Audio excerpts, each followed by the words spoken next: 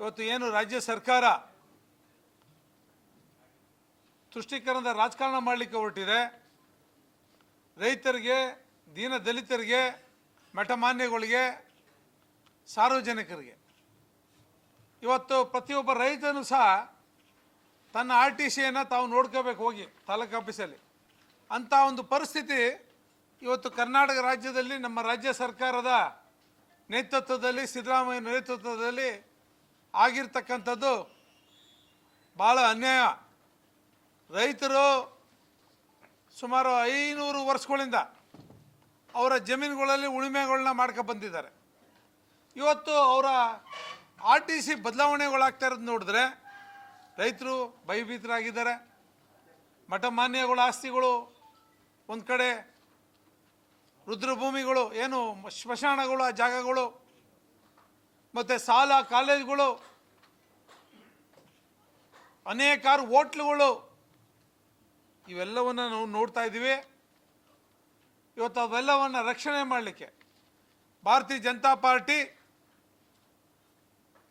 ವಿಶೇಷವಾಗಿ 3 ತಂಡಗಳ ಮೂಲಕ ಒಂದು ಕಡೆ ಅಧ್ಯಕ್ಷರ ನೇತೃತ್ವದಲ್ಲಿ, ಇನ್ನೊಂದು ಕಡೆ ವಿರೋಧ ಪಕ್ಷದ ನಾಯಕರಾಗಿರ್ತಕ್ಕಂಥ R. ಅಶೋಕ್ ಅವರ ನೇತೃತ್ವದಲ್ಲಿ, ಇನ್ನೊಂದು ಕಡೆ ಮೇಲ್ಮನೆಯ ವಿರೋಧ ಪಕ್ಷದ ನಾಯಕರಾಗಿರ್ತಕ್ಕಂಥ ಛಲವಾದಿ ನಾರಾಯಣಸ್ವಾಮಿ ಅವರ ನೇತೃತ್ವದಲ್ಲಿ 3 ತಂಡಗಳಾಗಿ ಇಡೀ ರಾಜ್ಯವನ್ನು ಪ್ರವಾಸ ಮಾಡಲಿಕ್ಕೆ ಹೊರಟಿದ್ದಾರೆ. ಈಗಾಗಲೇ ಎಲ್ಲ ಭಾರತೀಯ ಜನತಾ ಪಾರ್ಟಿ ವಿಶೇಷವಾಗಿ ಆಯಾ ಜಿಲ್ಲೆಗಳಲ್ಲಿ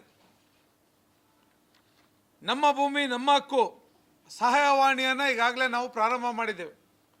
ಈ ಸಹಾಯವಾಣಿಗೆ 9 ಜನರುಗಳ ಫೋನ್ ನಂಬರನ್ನು ಸಹ ನಾವು ಹಾಕಿದ್ದೀವಿ.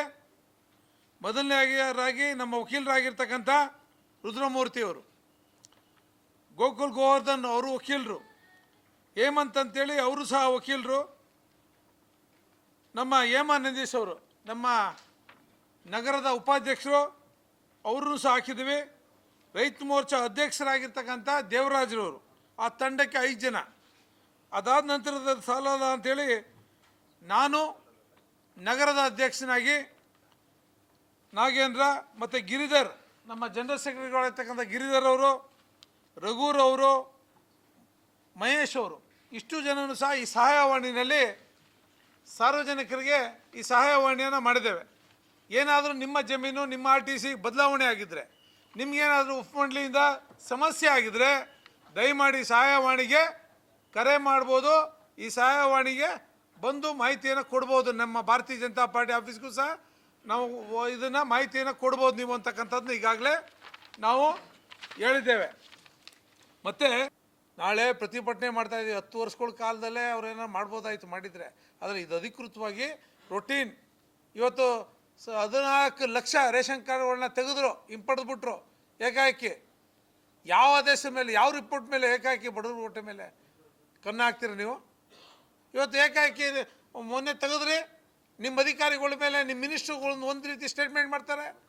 ರಾಜ್ಯ ಸರ್ಕಾರ ಸತ್ತಿದೆ. ಇವತ್ತು ಮುಖ್ಯಮಂತ್ರಿಗಳೊಂಥರ ಸ್ಟೇಟ್ಮೆಂಟ್ ಮಾಡ್ತಾರೆ. ಮುಖ್ಯಮಂತ್ರಿಗಳು ಇಲ್ಲ ರಿಸ್ಟೋರ್ ಮಾಡ್ತೀವಿ ಅದನ್ನೆಲ್ಲ ರೇಷನ್ ಕಾರ್ಡ್ನ ಅಂತಕ್ಕಂಥದ್ದು ಹೇಳ್ತಾರೆ.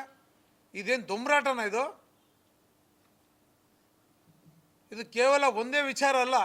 ಈ ಥರ ಅನೇಕಾರು ಸರ್ಕಾರ ಬಂದಾಗಿಂದ ಇಲ್ಲಿವರೆಗೆ ಅಧಿಕಾರಿಗಳಿಗೆ ಕಿರುಕುಳ ಕೊಡೋದಿರ್ಬೋದು, ಅಧಿಕಾರಿಗಳ ದಂಧೆ ಟ್ರಾನ್ಸ್ಫರ್ ಮಾಡುವಂಥ ದಂಧೆ ಇರ್ಬೋದು, ಮೂಢ ಹಗರಣ ಇರ್ಬೋದು, ವಾಲ್ಮೀಕಿ ಹಗರಣ ಇರ್ಬೋದು, ಇವೆಲ್ಲ ಹಗರಣಗಳ ಸರಿಮಾಲೆ. ಕೊನೆಗೆ ಎಲ್ಲಿ ಕೈ ಹಾಕಿದ್ರೆ, ಜನ ಅನ್ನ ತಿನ್ನುವಂಥ ರೇಷನ್ ಕಾರ್ಡ್ ಕೈ ಹಾಕಿದ್ರೆ ಇದೇನು ಸರ್ಕಾರ ಅನ್ನಿಸ್ತದ? ದುಡಿಮೆ ಮಾಡುವಂಥ ರೈತರ ಜಮೀನಿಗೆ ಕೈ ಹಾಕಿದ್ರೆ ಇದು ನಾಚಿಕೆ ಎಣ್ಣೆ ಸಂಗತಿ. ಇದಕ್ಕೋಸ್ಕರ ನಮ್ಮ ಹೋರಾಟ ನಡೀತದೆ. ನಿರಂತರವಾಗಿ ಬಡವರ ಪರವಾದಂಥ ಹೋರಾಟವನ್ನು ನಾವು ಮಾಡ್ತೇವೆ.